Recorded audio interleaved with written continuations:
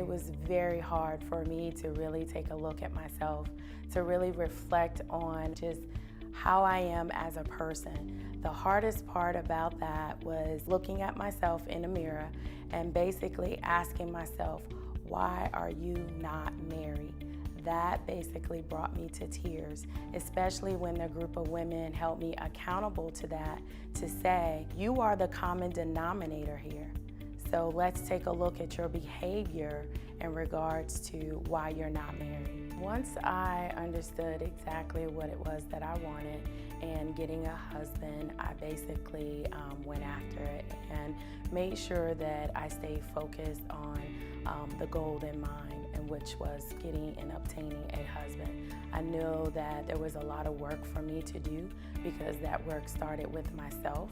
So I began to then focus on myself and not be afraid of going after what I want. I would say that I was being more assertive and seeking and obtaining my husband. So one of the things that I really want to help women understand, and I think that you bring a great perspective on this, Kasha, from the work that you did in group and how you kind of really supported some of the other women, is really understanding that the method is not about helping you get the man.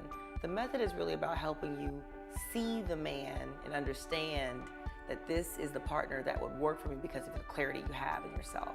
I know that when you met your husband, he was your boyfriend at the time, you were really so appreciative and you understood that this man really has some great qualities, and that maybe before that, you might not have seen it the same exact way. Absolutely. Do you understand some of the context of that? Absolutely. I think that I was better able to see him for who he was, and it was because I saw myself for who I am as well. Yeah, and I think that what I get people asking questions like, it's not a quick fix. No. It really does bring it back to you doing the work for yourself, right? Absolutely. You have to really be clear that this is about me seeing the things and having a different arc or understanding about why I might not have been able to hang on to that person, or what some of your social triggers are. Like I like to call those the social triggers, that things that make you shut down or not make the phone call or say this person's not the right guy for me or the right person for me.